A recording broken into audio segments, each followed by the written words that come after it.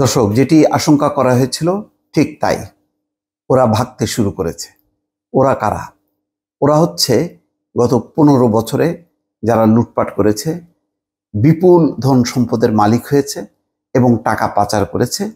এখন দলকে বিপদে ফেলে সরকারকে সংকটের মধ্যে রেখে তারা ঠিকই দেশ ছাড়তে শুরু করেছে। তেমন একটি খবর যুগান্তরে প্রকাশিত হয়েছে, মন্ত্রী এমপিদের দেশ ত্যাগের হিড়িক।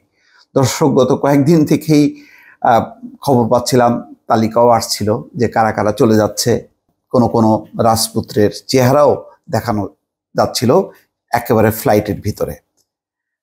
কিন্তু যেহেতু কোনো একদম নির্ভরযোগ্য কোনো পত্রিকা রিপোর্ট করেনি, ফলে আমিও এই বিষয়ে আপনাদেরকে তথ্যটা দেইনি, অপেক্ষা করছিলাম। কিন্তু শেষ পর্যন্ত এটি আর ঢেকে রাখা সম্ভব হয়নি এবং চেপে যাওয়াও সম্ভব হয়নি।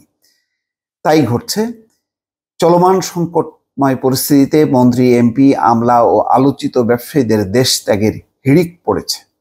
এয়ারপোর্ট সূত্রে বলা হচ্ছিল গতকালকে চিটাগাং, সিলেট এবং ঢাকায়, বিশেষ করে হযরত শাহজালাল বিমানবন্দরে প্রচুর চাপ এবং যে কোনো মূল্যে টিকিট কেটে তারা দ্রুত বেগে নিকট গন্তব্য থাইল্যান্ড, দুবাই, তুরস্ক আর প্রত্যেকেরই তো একাধিক দেশের লম্বা সময়ের জন্য তাদের ভিসা আছেই। ফলে দ্রুত সময়ের মধ্যে তারা দেশ ত্যাগ করেছেন এবং এইসব ডেস্টিনেশনে এসে এখান থেকে তারা দূরবর্তী জায়গায় চলে যাচ্ছেন, অথবা কেউ কাছাকাছি এসে অবস্থান নিয়ে বসে আছেন। যেসব ব্যবসায়ী বিভিন্ন সময়ে প্রধানমন্ত্রীকে ভরসার বাণী শুনিয়েছেন, তাদের কেউ কেউ দেশ ছাড়ছেন আগে। শনিবার হযরত শাহজালাল আন্তর্জাতিক বিমানবন্দরে ভিআইপি লাউঞ্জ ব্যবহার করে 17 জনের দেশ ত্যাগের তথ্য পাওয়া গেছে। এদের মধ্যে একাধিক মন্ত্রী, এমপি, আমলা রয়েছেন। বিমানবন্দর সূত্র এই তথ্য নিশ্চিত করেছেন। এটা হলো আনুষ্ঠানিক, এর আগেও গেছে এবং এখনো যাচ্ছে বলে জানা যাচ্ছে। জানা গেছে অতি সম্প্রতি এক অনুষ্ঠানে আলোচিত ব্যবসায়ী, বেসরকারি ব্যাংক উদ্যোক্তা ও পরিচালকদের সংগঠন বাংলাদেশ অ্যাসোসিয়েশন অফ ব্যাংকার্সের চেয়ারম্যান গণমাধ্যমকে বলেন, যে কোনো পরিস্থিতিতে তিনি প্রধানমন্ত্রীর সঙ্গে থাকবেন। প্রধানমন্ত্রীকে ক্ষমতায় রাখতে ব্যবসায়ীরা সবকিছু করতে প্রস্তুত। যেমন ওই গণমাধ্যমের কেউ কেউ বললেন না, এক গণহত্যার পর দিনই বা ওই দিনই যে প্রধানমন্ত্রীর সঙ্গে আছি আমরা, ওই রকমই আর কি। তো অথচ যেই কথাটা বললেন সেই ব্যাংকের চেয়ারম্যান, তিনি এই ক্রান্তি লগ্নে প্রধানমন্ত্রীর পাশে আর থাকলেন না, তিনি চলে গেছেন।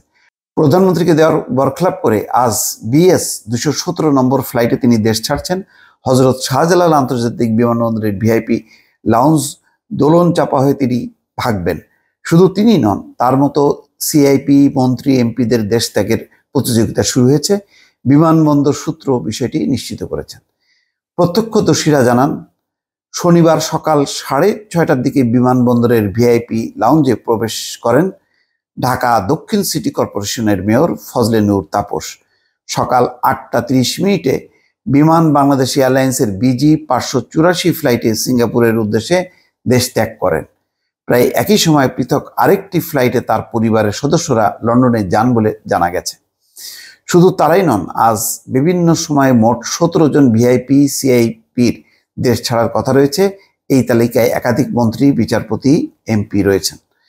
আজ ভিআইপি লাউঞ্জ 1 রজনীগন্ধা ব্যবহার করে যারা ফ্লাইটে উঠবেন, তাদের মধ্যে আছেন অর্থমন্ত্রী আবুল হাসান মাহমুদ আলী, স্থানীয় সরকার মন্ত্রী তাজুল ইসলাম, হুইপ নুরি আলম চৌধুরী, কৃষিমন্ত্রী মোহাম্মদ আব্দুল শহীদ, সাবেক মন্ত্রী সাইফুজ্জামান জাভেদ, সেই সাবেক ভূমিমন্ত্রী, ও বিচারপতি মহিউদ্দিন শামীম। এদের সবার সঙ্গেই একজন করে যাত্রী আছেন। সংশ্লিষ্টদের ধারণা সস্ত্রীক যাচ্ছেন তারা। এছাড়া ভিআইপি লাউঞ্জ দোলন চাপা ব্যবহার করে আজ যাদের দেশ ছাড়ার কথা রয়েছে, তাদের মধ্যে আছেন সাবেক এমপি নুরি হাসান লিলি চৌধুরী, সাবেক মন্ত্রী আনোয়ার হোসেন মঞ্জু ও সাবেক এমপি মোহাম্মদ হাবিব হাসান। সিআইপি মর্যাদার ব্যবসায়ীদের মধ্যে আছেন এমবিএম এর এমডি ওয়াসিম রহমান, লাইলা স্টারলেসের এমডি ইমরানুর রহমান, শেববের chairman ASM Mohiuddin Monem, SAARC CI এর প্রেসিডেন্ট মোহাম্মদ জসিমউদ্দিন, বিডিএল এর চেয়ারম্যান আব্দুর ওয়াহেদ। এর আগে অনেক ভিআইপি সিআইপি দেশ ত্যাগ করেছেন। আগামী কয়েকদিনে আরো যারা দেশ ছাড়ার প্রস্তুতি নিয়েছেন তাদের তালিকা বেশ লম্বা বলে জানা গেছে। মেয়র তাপস বিমানের ভেতরে দাঁড়িয়ে আছেন এমন একটি ছবি সামাজিক যোগাযোগ মাধ্যম ফেসবুকে ছড়িয়েছে। এই ছবিতে দেখা যায় তিনি বিমানের ভেতরে হাঁটার জায়গায় একটু কাত হয়ে দাঁড়িয়ে আছেন। তার পেছনে বিমানের দুজন কর্মীও দাঁড়িয়ে আছেন। নাম প্রকাশে অনিচ্ছুক বিমান বাংলাদেশ এয়ারলাইন্সের একজন কর্মকর্তা বলেন, ঢাকা দক্ষিণের মেয়র শেখ ফজলে নূর তাপস বিমানের ফ্লাইটে একাই সিঙ্গাপুরে গেছেন। এই ফ্লাইটে তার সঙ্গে পরিবারের কাউকে দেখা যায়নি। দর্শক, এই হলো পরিস্থিতি। আসলে যারা টাকার মালিক হয়ে যান তারা টাকার সঙ্গেই বসবাস করেন। তারা দল, প্রধানমন্ত্রী, সরকার কারোর সঙ্গেই থাকেন না। এটাই হচ্ছে পরিণতি। কিন্তু অবাধে তারা গত 15 বছর সরকারকে, দলকে, ক্ষমতাকে ব্যবহার করে বিপুল বিত্ত বৈভবের মালিক হয়েছেন। কিন্তু আজকে দলের নেতা, কর্মী, ত্যাগী যারা রাজপথে মার খাচ্ছে, লড়াই করছে, তাদেরকে ফেলে থুয়ে কিন্তু তারা সবার আগে চলে যাচ্ছেন। এটাই হচ্ছে নিয়তি, এটাই হচ্ছে ইতিহাস। দর্শক, ভালো থাকবেন। আল্লাহ হাফেজ।